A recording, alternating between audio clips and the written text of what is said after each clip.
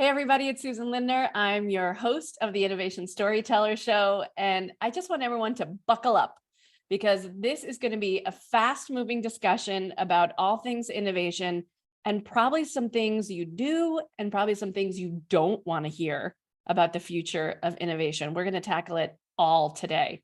So let me introduce you to my guest. Lisa Wardlaw is a highly accomplished multinational Fortune 100 strategy and innovation insurance executive with extensive finance, operational, and digital experience that has literally transformed and differentiated businesses, leading to consistent profit and growth, as well as new sources of revenue in extremely advanced new market trends. And we're going to get into some of those. Lisa has distinguished herself as a strong turnaround executive. I'm talking CFO, COO, CSO, Chief Innovation Officer, with substantive strengths and accomplishments in leading process and system redesign, turnarounds, and conceptually leveraging technology tools to their fullest, and maybe even some undiscovered capabilities as well. We're talking about Lisa's experience at Munich Re, at Farmers, the Home Depot, PwC. This is a woman who knows her stuff. So please welcome with me, Lisa Wardlaw, to the Innovation Storyteller Show. I am so stoked to meet you and have you on the show, Lisa. I am beyond honored to be on your show, Susan. It's listening to all that. I think, what? That's not me. And then what an oxymoron, thinking of applying that to insurance. You're like, right. And here we are at the cusp, the cradle of civilization, insurance. Hey, I do always tell people that because, it's like, what? You do all this in insurance? And I like to say, well, we were the OG. So I'll kind of bring in some of these terms that, my children use anyway. We were the OG of making the intangible tangible. So, like all these people that think they've got, crypto and EFTs and NFTs and all the things. I'm like, yeah, we were the OG of that. We made a promise, an entire multi-trillion-dollar business. So there we go. That's right. Selling the invisible. That's right. Yeah. Yes. So how did you get here? How did you get into innovation in insurance to begin with? And we always start the show this way because I'm just fascinated by the paths people take to get here. Yeah, it's like a little like journey to the center of the core, right? So I think all of us would say predominantly, you don't choose insurance chooses you.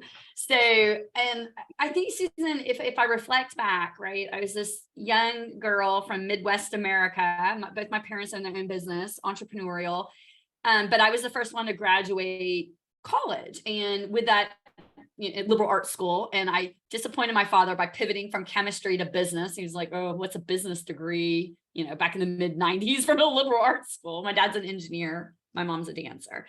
And, I went in, I was minoring in economics, and I went into PricewaterhouseCoopers as, a starting auditor, an accountant. And so insurance chose me immediately because I was one of the few people that could understand economic models. And I'm not saying my colleagues couldn't, but my colleagues were really trained in manufacturing and tangible auditing. And I was very much untrained in those things. And I had a mind for intangible, given all the economics and economic theories that I had taken, as an undergrad. And, you would almost think then it becomes a linguistic thing. So for a little while, it just becomes like, the language and other people don't know the language. But I would say why I stayed in it and why I continue to disrupt and try to actually figure out what's next and how do we get into it for insurance is actually kind of twofold. I think one, we all believe in some form of purpose that's bigger than ourselves, right? And so if you look at,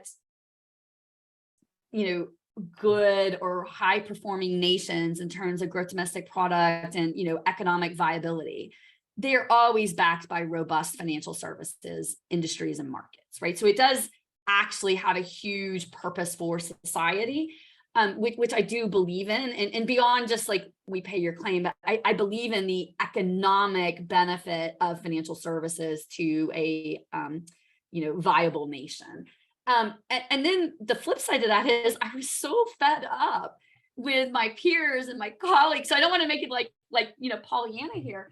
I was so fed up with this amazing originality of who we were, but yet how stodgy. And, I actually once interviewed for a job and I said, this industry is decaying. It's literally like rotting in front of us. We have to change it. So I would say like I got into innovating insurance because I knew enough about it. So I kind of am considered, an experienced veteran, if you will, but I'd always been a naysayer. I'd always been an outlier. I was always not afraid to call ugly. But I had enough, institutional credibility that when I called something ugly, they probably didn't like to hear it, but they couldn't say, oh, you don't know, or, oh, you don't understand. So I happened to be one of those unique people that had always been calling things out before we had words like, disruption and innovation. And not that those words didn't exist, but we certainly weren't, hashtagging them the way we do now, right? I remember in 1998, the big word was, we're starting a revolution.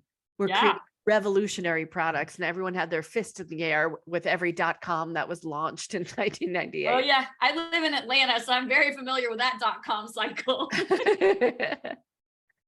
But, so this process of getting into innovation, and I know we have a mutual friend, Greg Larkin, who's been on the show as well, from Punks and Pinstripes. And you strike me as a punk more than a pinstripe. Is that accurate? I would say I was always a punk, disclosed in pinstripe clothing. Yeah, because I was always, I say radical, right? Like radical in my thinking, radical in my charge. Certain people used to tell me like, do you not even think about the politics? And I'm like, no, I literally don't. That gene is missing. But I grew and up. Thank goodness, right? I mean, right. Thank goodness for that. I will confess, I did shave my head in the 8th grade all the way around the sides and had a rat tail in the back with like the bangs all the way forward, like flock seagulls. That was my, I'm envisioning the night flight punk. and the MTV that accompanies that, Susan. So no, I mean, I would say that I was always, it's interesting for me, right? Because I grew up as the daughter of a prima ballerina, and my dad, my dad's an engineer, my mom was a prima ballerina. So pedigree, polish, and expectations were always very appropriate. So think pinstripe, but punk in the sense of, always speaking your mind. I am a Sagittarius, and there's a little meme I saw this weekend, like everybody in the audience was Sagittarius being the one saying, you're all wrong. So I think that like learning how to lean into that, it was innate in me, but then learning how to lean into it, but it was never about ego or anything like that, which is where, punks and pinstripes, we all kind of align on that. It was always about seeing something and just so clearly seeing it. Like it was just a formed vision, which may come from the dance, but it was like, I saw it as though I was watching a production. And so many of my colleagues, not only did they not see it, but they couldn't even understand the vision when you like drew it on the whiteboard. It was so far removed. And that's kind of how I knew that I was really not only a punk, but that I was starting to become like strategy and execution, right? Like, so how do you put those things together? But Susan, honestly, if I'm being totally legit, I was, a CFO and running finance shops. I was just understanding the business problems. And then in understanding the business problems, I was understanding the tech. And then in understanding the tech, I was understanding our business models. And so I will say I stumbled into the roles where I became digital strategist and fixing all these things, but it wasn't like I went out for those roles or that I tried out for the team. It was just that I like was in the trenches, and I guess maybe I didn't necessarily care enough about the politics going on. And when I was in the trenches, I just have an innate, relentless desire to solve problems in big ways. And so I think that I was, then that coupled with being outspoken and, not having that gene of political, not that I didn't care, because I made it to high levels. Right? But as you think about some of the projects that you work on, and I know my listeners are really keen to hear about some of these projects that you've worked on. Take us to the point where, you kind of have one of these revolutionary ideas, and Share with us perhaps one or two of them that you're really proud of that you worked on, and how you got it through that meat grinder when you're surrounded by people who don't see the vision initially. Yeah. So okay. That's like, it's so funny. And I love being on, your show to talk about things like this, because I'm sure people relate to it. So many times I found, if you go in with we can use Amazon as an example, but in my case, I'll use, so I was at reinsurance, and just for those who don't know, we were joking about insurance, right? So reinsurance is insurance for insurance. So talk about complex. How meta. Yeah. I mean, we're like insurance for insurance, but I was in reinsurance, and I was working on some kind of black ops projects and programs, which, basically that means we were looking for, if you think 3, 5, 10 years out, what's going to be really new sources of income. So it's not making what we do today better, but it's literally like, what are the new things? And so if I highlight this business model, which describes the political complexity and stakeholder complexity, the new business model that we were envisioning was, how do we become, I'll call it blank as a service for insurance, which the complexity there is that it could threaten our customers, and reinsurers don't touch, any customers directly. Our customers are insurance companies. Right. And so the strategy or the future belief was just a very kind of contrarian view, which is, can insurers basically innovate quickly enough to not lose policyholders? So people like yourselves that buy insurance, right? And reinsurers get a slice of what's available in the market. So if the insurers start to kind of shrink their coverage, then reinsurers by definition also shrink. Right. But reinsurers traditionally, and I'm giving you a little bit of context for this, have so traditionally reinsurers don't get in the way of the insurance carriers for servicing, for policy, all of that is, done by companies that you would think of, that you would know, like State Farm, or, your mutual company, or Farmers Insurance, or whatever. So it was a very big moment for us when we were like, okay, how do we enable them without insulting or upsetting them? And I'm thinking of things like behavioral modeling as a service, claims as a service, underwriting as a service. So we were going to come in with this new insert as a service business model, which was not what we were in the business of doing. We were in the business of getting paid for capital leverage, right? Like that's our business model. And so it was this entirely new business model. And so to kind of get to some of the stakeholder complexities, Susan, there were CEOs that were like, so we had business unit CEOs across the globe that were concerned. We had board members that were, these are very contrarian views to our business model. It's also different to our investment model, our capital strategy.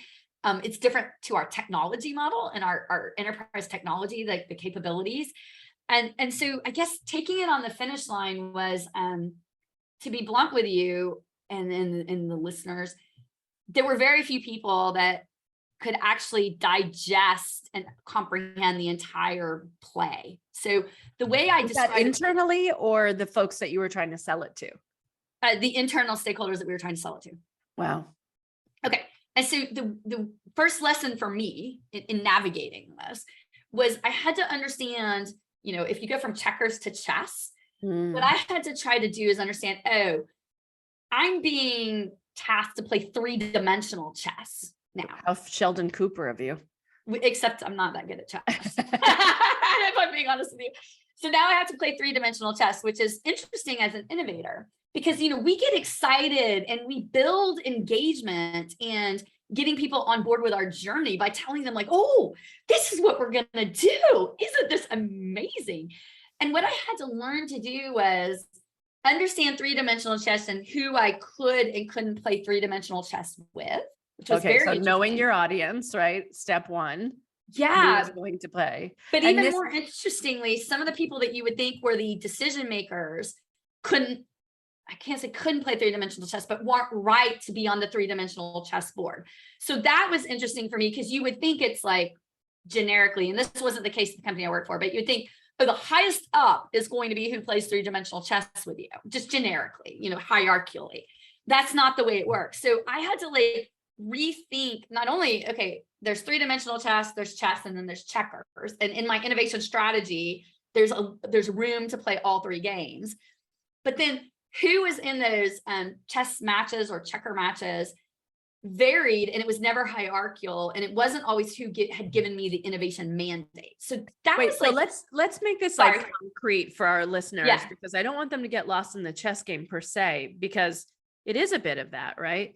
But so much of that is also not just understanding the business model, but how we communicate it, right? There is that function of story that says, I'm going to take you up the ladder. And I often talk to people about kind of breadcrumbing the idea, because you need to get buy-in on every step of the engagement, especially when you're trying to affect something as massive as a business model change, right? exactly. I mean, we know from a profit margin standpoint, there's no greater impact on a business, positive or negative, than a shift in business model, more so than introduction of a new product, a new service, a new executive team, et cetera. It's the business model shift that really has the greatest seismic repercussions for a company. So when you're trying to introduce something like that, going from like, here's straight product, now we're going to be in the long-term relationship, now we're going to be in an AS model, now an Oz model, let's say. I know, right? I should have come up with a different acronym for that one.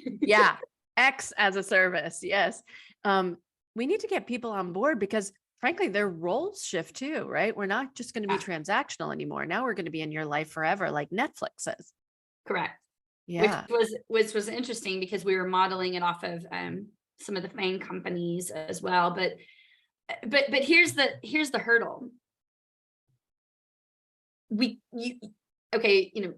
old adage of like innovation being like you're trying to, two jets are flying at the same time and you're trying to change the engine of the jet. So think of that as conceptually as a business model change. Mm-hmm. So the story here is that you can't take everyone on this. We're doing this seismic shift in our business model, because the current plane has to keep flying. Mm-hmm. And so it's a very delicate dance between breadcrumbing, and I love that you use that, because I belong to a couple catalyst organizations, and breadcrumbing is definitely for people who are listening to your show. They're likely people who manifest and understand quickly, and we don't realize that most of the other people that we engage and interact with aren't these people. So I totally love your breadcrumbing visual there. But what I think is the layer on top of breadcrumbing that I was trying to allude to with these generic tiering of like who can know what components of where we're going. Not everyone can actually digest the different journeys at the same time. That was a huge lesson for me as like leading this innovation, which is I wanted to bring everyone along. Like, don't you see it? We've got to go to X as a service. We've got to change the engine. And everyone else is like, wait, we've got to sell product today. And then they get, appropriately, like mentally, the vibrations start coming with the panic and the resistance, not in a negative way. It's just like, wait, how will I do X and Y at the same time? Because X and Y are totally different. Right. So right. I think, Susan, one thing that I experienced during this specific journey and trying to create the X as a service, which was honestly contrarian to our current business model, was not everyone needs to be bothered at the same time with it. So what we did was we broke the strategy down in the innovation journey down into a, when do people need to kind of pull up to that next rung? When do they need to come up to that bridge? Because a lot of what we were doing in terms of the technology, or, you could call it the enablement, was cross-leveraged across all of the different business models. So we can enhance, Munich Re is very mortality focused. So we can enhance our mortality or our compute power or our machine learning or AI with some of the capabilities and techniques we were foundationally creating for this bigger V, right? And paradoxically, if you think of like Amazon like that, right? They didn't create AWS at day one, right? Absolutely. Right. There were, they started with a digital bookstore with quite honestly, day one in the digital bookstore days was low fidelity tech, right? Like, even some of the early days, they were typing orders in on the back. But so I think we all think of Amazon as being this like amazing mecca, which I still do, but you also have to realize that they had to, go through these cycles as well. So, okay. So if I break it down, the first thing is, and I think this is important because I probably skipped this, you have to have a strategy and an innovation vision that is not mediocrity and basic automation. So you actually have to be changing something. Wait, I want to get in deeper into this because you and I were talking a little bit about this prior to getting on the hitting record. And so do you feel like there is this plague of incrementalism going on as opposed to what innovation perhaps should be, which is going for the moonshot, going for the big idea, as you called it, going from 0 to 1? Yeah. Is that what we should all be striving for? So, okay, and this may not be popular, but I think innovation people should be striving for the 0 to 1, to quote Peter Thiel, or to doing something that's monumentally different. I think that there is, I used to run ops, so I was a COO. I think that there is always a place for incremental improvement, which I'll call automation or digitization, which I think we've blurred and slurred it all together. And we've called all of that innovation. I know there's innovation models that would subscribe to all that. And I'm not saying you don't continually iterate and improve. Don't, think that. But what I'm saying is, what I'm seeing personally is an over-indexing of automation that is not innovation.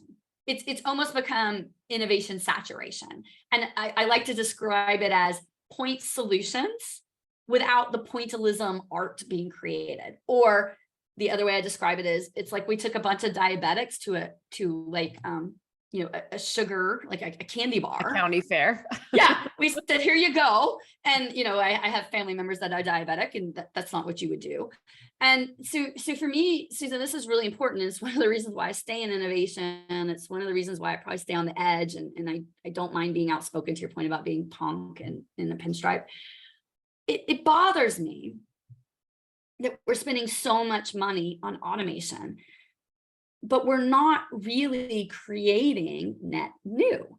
And I think that the two have to go hand in hand. So and by the way, I'm not saying that new would be created like every minute. So of course, there's been a little bit of explaining it away, because it's like, well, everyone needs to digitize, everyone needs to, whatever, go to the cloud. Everyone needs to, and we're still in that digital transformation. Lots of companies still working on that, right? Especially middle market companies that, don't have the giant dollars to do it rapidly.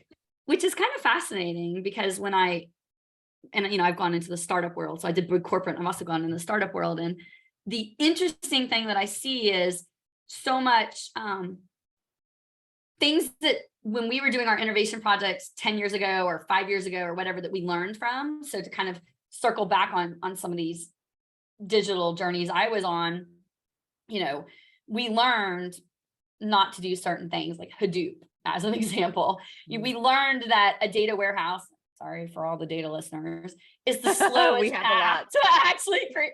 There's a lot of new tech out there, world. You don't need to go down a master data management 10-year data harmonization project or program, right? But interesting, Susan, what I see is people that are starting at a different point at the gate, they're going through the same cycles that many of us have been through before. And I always say, when I come into a company, I always say, well, no, we can't repeat the last decade or 2 decades, because we don't have that money, because we don't have that time to burn. We now need to take it from where it is and quantum leap it forward. And so if there are people listening that are in that, still in the middle part of their digital transformation journey, my only call to action is like, do not follow the path that we all went down. Because first of all, just think about it, like, you're going to spend so much money and you're going to go down these roads that we've all learned from. So now what you need to do is like, you need to be the rebel. You need to throw yourself off that bus, and you need to say, no, I mean, every week and every day, there's new techniques and new capabilities that are being released as enablers. And I know that's exhausting and it's fatiguing to keep up with that, but there's so many new things that prevent you from having to go down that time and money journey that you probably don't have the ability to go down, which is one thing that we learned in this case example that I'm giving you.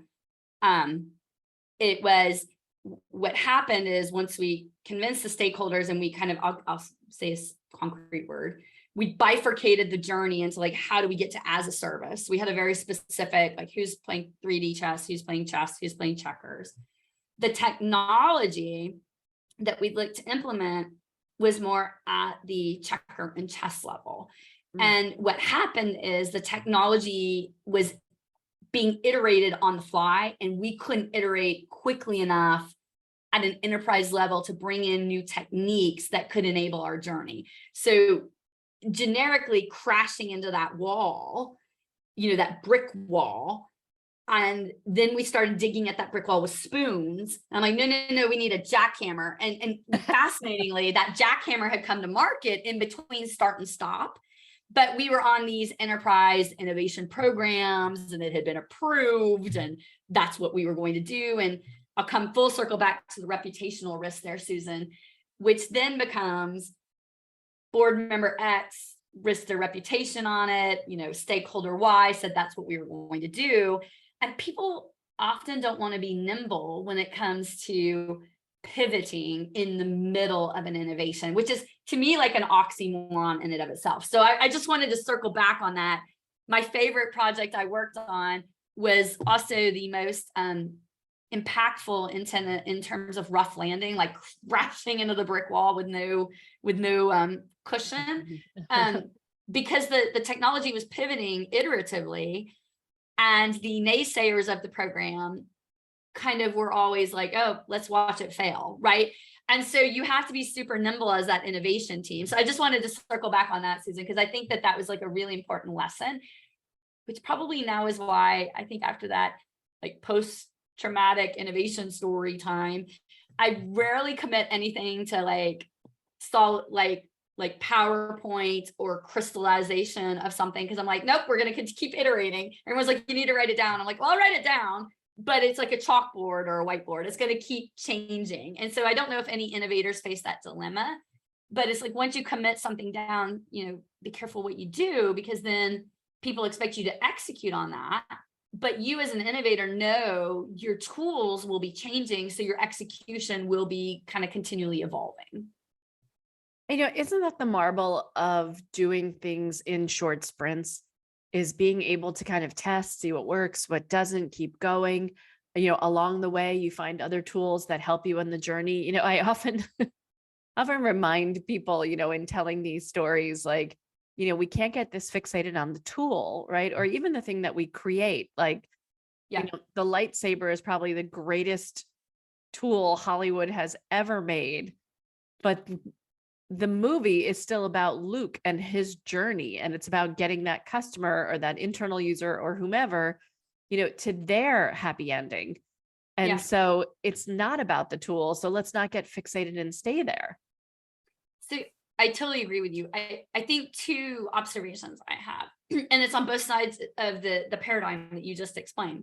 I think on one hand, we fixate on the tool. So the technology is the driver or whatever, which we all know is wrong, but we do. But then by the same token, we fixate on this UX, CX, user-based consent, customer design. And I love asking people, which actually goes the opposite way, because, I'll be trite for just a moment, but what person would have ever described the iPhone? Ever? What person would have described Tesla? What person would have described, like, I've got DoorDash bringing me a salad right now. Like, would you describe that 15 to 20? You may have said it would be nice if I had some, right? And so I say that because I personally love UX and customer design, and I'm a huge like voice of the customer. But every time I interview a somebody that's going to partner with me, I always ask them that question, like, how would your research have told you that somebody would have bought or used or consumed the iPhone? And I know that's a very like, okay, Wardlaw, great example. I mean, I couldn't have imagined anything better than my BlackBerry. I loved it so much. And I loved my BlackBerry too. I mean, the keyboard, girl. The BBM, the BlackBerry Messenger. I got a message on Facebook Memories yesterday that said, "Hey, I've been BBMing you. Why don't you pick up?" It's just like, oh my God, I had forgotten about BlackBerry Messenger. I literally rewatched Steve Jobs when he was announcing the iPhone, because it's like one of the great product launch, we all do, we all rewatch the videos, right? And because of the way he infuses art and science, I'm always drawn to his videos. And he goes, his contrarian truth, if we want to like stick with the Peter Thiel 0 to 1, of course we all know this, was you don't need a keyboard. And that like was categorically, like, we were all RIM experts. Like, I could type a fully accurate 5-page memo from my BlackBerry without a doubt. And he goes on in the press conference, it says you don't need a keyboard, you have this magical thing called your finger. And he talks about it as this instrument or device, so no stylus, no pens. And if you think about that now, think about, like I think of my children and the friction, and we're not here to like say whether or not iPhones are great or not. The point is, I do fundamentally believe that if you were trying to make the keyboard better, you would not have come up with the iPhone. And so it really is, how do we create something? I don't think Uber would have made taxi rides better if they hadn't come up with a way to say, we don't need, like medallions and this old, like protected way of doing things. I think that Tesla wouldn't have come up with this affordable electronic vehicle that, like, I actually personally love mine, but it all started with this like battery and this contrarian truth of they don't need to be this huge monolithic thing that other people were trying to design. I mean, I don't know if you remember electronic vehicles, but like in the original days, we were all like, oh, you got to be really out there to let that thing basically die at a stoplight and no air conditioning in the Atlanta heat. And now, like, people are driving Teslas. So I think it really, Susan, if I had to articulate it, and I know I'm giving just examples, but if I had to articulate it, and where I think we're at innovation saturation or dilution, it's how do we actually create volumes of these contrarian truths that propel us forward? And in that vein, your stakeholders won't get you. They won't understand because it's not a KPI and it's not measurable immediately. And yes, sprints work to test and learn, right? But a 2-week sprint or a 6-week sprint is not going to get you to generically a Tesla battery or, an iPhone. So it has to be something that generically that you see, that when you see it, you're like, I get that I see this, and this could radically change not only what I'm after, but a larger market, a larger purpose. And then of course you have to be, in my mind, like a little bit beyond compelled, beyond, obsessed to usher that in, because, you will have, no matter how you breadcrumb, it's not going to be like corporate transformation or corporate automation. You're going to have to go to the edge where very few people get you or understand you, which is where, like Greg and I often talk about, you need your bulletproof vest or your godmother or godfather that's going to be there to protect you when you're on the edge, because you will live on that edge a lot. And very few people like walking that line, right? I mean, I find most of my guests on the show here, and we're up to about 80 episodes of people with innovation in their title.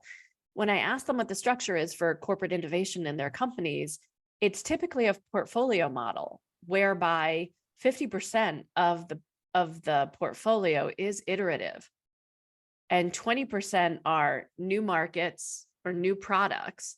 And the last third, it's probably a shift between either 20 or 30% is moonshot, is really pushing the envelope, right? And with very long time horizons, depending on the industry. but the balance of the portfolio itself is, looked at like an investment portfolio where risk is, and risk better than anyone, insurance, of how to moderate that risk.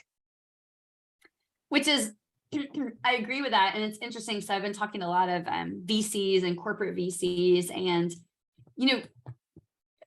I've been asking them a lot about portfolio composition, because I kind of see that, like, I'm starting to see a trend, and I don't know, maybe it's just the VCs and CVCs I've been associated with, like in my personal experience, but I'm seeing a trend where that should be the really like high risk, the moonshot, we're early stage, we see something nobody else sees. But I would tell you, like, probably somewhere in upwards of 98 to 99% of what I'm encountering is, a widget, right? It's like an automation play. It's a necessary widget, but I see a lot of widgets and I don't see a lot of moonshots. And so, and when I get offline and I get to go talk to, people that run family offices and LPs and, people who fund these things, I'm like, does it ever bother you that you're not actually investing in very many moonshots? I'm like, surely you don't think these are moonshots, right? And so that's what I mean. And that's why I keep coming back to innovation saturation. And one thing I think maybe clearly with the market and the economic conditions, I'm not saying funding's drying up, but maybe part of it is that we've been investing in the widgets and not enough in the moonshots. And maybe, Susan, part of it is that it's hard in a pitch and the way the cycle works, and we could probably have a whole nother show on that. But maybe they're not getting enough details, and like I talked to this one person, like, whatever, like if it's under couple million, I'm just investing in a person, like, right, like I'm investing in a person and their conviction and their belief. And so there's not a lot generically going into like moonshot, and moonshots by definition are going to be one in however many. What are the odds?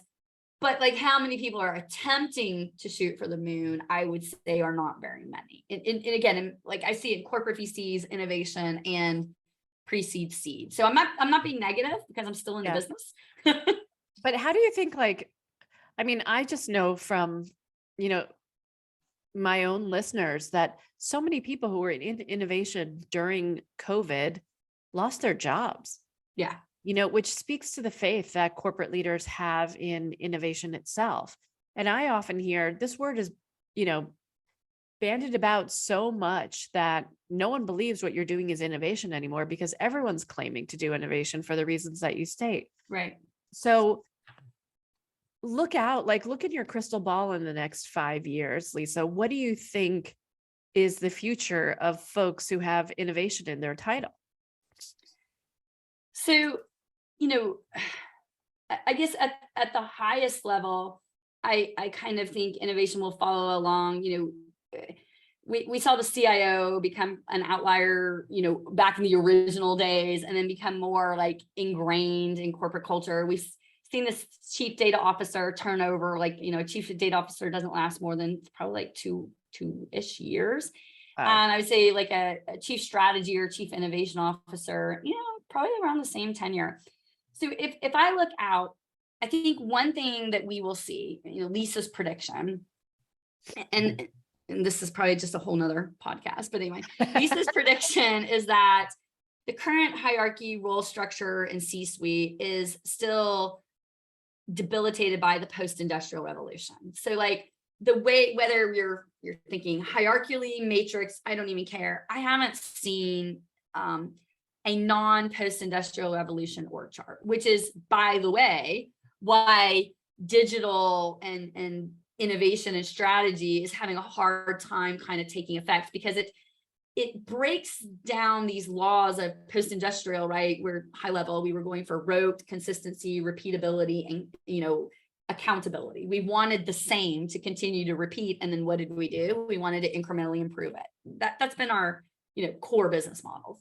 Right. So, Susan, I think it's more of a confluence here of how do we get to an org, and I call it like metamorphosis. I did a thing, I did a speech about it, metamorphosis from the linear to the non-linear. And so what I think is that the the chief innovation officer that really is an outlier, that isn't this like incremental improvement evangelist, but really is searching for all these different kind of portfolio optimizations, right?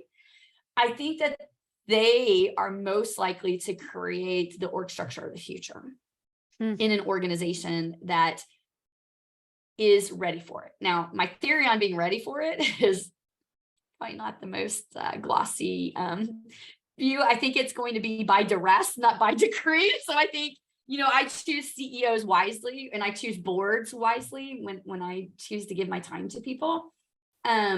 So it's not going to be like it's the thing that we all have to have. It's going to have to be somebody in a business model that's literally feeling it, like under duress, and hopefully they felt it before, so that you have enough time to drive improvement. And then I think we're going to see this really kind of intuitive, very organic, oh wait, we need to break down these like hierarchical totem poles, and we need to kind of shift and kind of morph these things together. And I think that the chief innovation officer, and I'll probably say chief strategy officer, probably some version of that, are going to be the new language of the company, right? So that the Latin, if you will, to the derivation of meaning of new business models. But we'll see, right? So I want to put you on the hot seat a little bit, Lisa, and ask you a couple of questions, because you're a person who loves kind of like going for the brass ring. So when you look back, on the course of human history, what do you think is the top innovation of our human experience? Oh, I mean, there's so many to choose from, right? And not to lose sight of like the wheel and machinery, because clearly those things are categorically drove society forward. I would say that the difference is those things then yielded the kind of golden age. So they happened, and then the things kind of formed around it to drive it forward. I mean, clearly the internet, right? Like the ability to communicate and transact in an electronic way has really driven us forward. I would say like, my personal, more recent favorites, I'm a huge fan of, Apple, not what Apple is today per se, but what I think Apple really personified how do you create something that no one's thinking of, and yet there is an exponential market for it. And I personally have been benefited by that, right? Like just think of the way we interact today with things like Apple Pay and digital payments and like all these things that just I think it would have been like heresy to think about that. So I'm a huge fan, and I guess maybe my nod to the art and the science, with my mom being a dancer and my dad being an engineer, I'm always like just drawn to their products and their sophistication. Yeah, I mean, and I think that's probably a great example of what's become iterative. I mean, I really don't know what's new and exciting about the iPhone 14, frankly. Exactly. Like, no, and I haven't even bought one, and I used to be the biggest like can't go without the new one. And it's also interesting too, because we could take a whole dissection on Apple and the closed network and where we are as society today. We've kind of outgrown that closed like Apple only, and clearly there's a partnership announced with Microsoft and some things, but the fact that I can't easily text my Android friends, it's just kind of like, come on, like it's 2022. I find that tacky, like they're getting enough money. Offensive. Yeah. So that was, but do I think it had a categorically huge impact on society and innovation? I would say yes. I would say, some of my more recent ones would be, again, none of these are the CEOs of the companies. So I would say Tesla is one that I think, was SpaceX and Tesla, also huge for what Uber delivered, just in terms of taking something that was basically geospatial coding and creating a new, I mean, can you imagine? Like, I was just in Paris, and all the taxis and metro were on strike, and I thought, imagine a world where we couldn't just hail an Uber on our phone, or a Lyft or whatever, and really beaconing that in. But I think the similar pattern for me, Susan, is there's not one that stands out specifically. That the pattern that I draw between all of these is they saw white space that no like iterative process was seeing at the time. And they could form that white space into a coherent, executable business model. And none of it was actually easy. It was all kind of clunky when they launched and when they went live. But what they really, I would say that are good at is that they created something out of nothing that now we can't imagine living with or possessing. And so for me, I take all those things together and I say, those have been, the beacons of, true innovation. Now you're right. I think all of them are on the iterative cycle. So it's like, even with a company like that, companies and size, power, know-how, can do, was it really a one-hit wonder, or can they continue to do moonshots? Because we're not seeing the moonshots come out of the companies that created the moonshots. So does scale ultimately weigh you down so that you can't create a moonshot? I'd say that's the question. I keep going zigging and zagging between scale and between startup to try to answer that question for myself. Okay. So one word answer, if you could join any innovation team in the course of human history, which one would you join? Oh gosh, in the course of human history. I guess I would maybe pick Disney when they did Pixar. Ooh, you and Walt. Okay. Yeah. Is there something that a conundrum, a problem that drives you absolutely nuts, or a dream? If one day we could have, what would that thing be? So two things.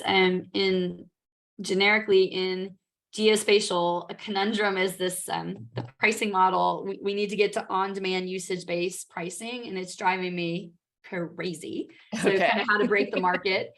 And then on my own, I've got a life and health background, so high level, the lack of interoperability of all these, I wear rings and watches and all the things, and it's all like insultingly intelligent, but none of it is integrated in a way that makes me feel like everybody knows everything that I've got on my phone and it's all coming together.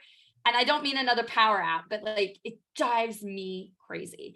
And clearly I've got a long background in life, health, and mortality. And so those are my two big, my personal annoyances, which I tend to try to solve things that annoy me, right? You know what? And isn't it an amazing reflection of Western medicine that we don't think about the totality of the human, right? We're still like, I got a ring, I got a watch. One day I'll have an implantable, none of which will be talking to each other because the original healthcare system viewed me as a collection of organs as opposed to a human being. Yeah.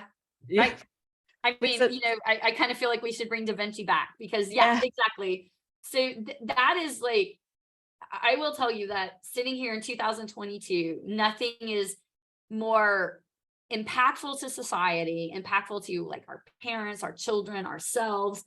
We are all trying to be the CEO of our own health and wellness. And yet we're being generically insulting intelligence, meaning I know all these things can connect together, but you're only fragmenting it for me. And oh, thank you, Apple Watch. I can connect a few little things to you.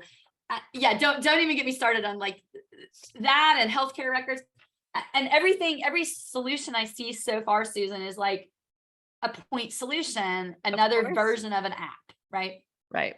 Which is our glory of MVP at all times, right? Well, Lisa, this has been a most enlightening conversation. Thank you so much for spending some time with us on the Innovation Storyteller Show. We're honored to have you. How can people get in touch with you, Lisa? Yeah, so you can look me up on LinkedIn at lisa.wardlaw. And you can also email me. It's just lisa.wardlaw, WARDLAW @gmail.com.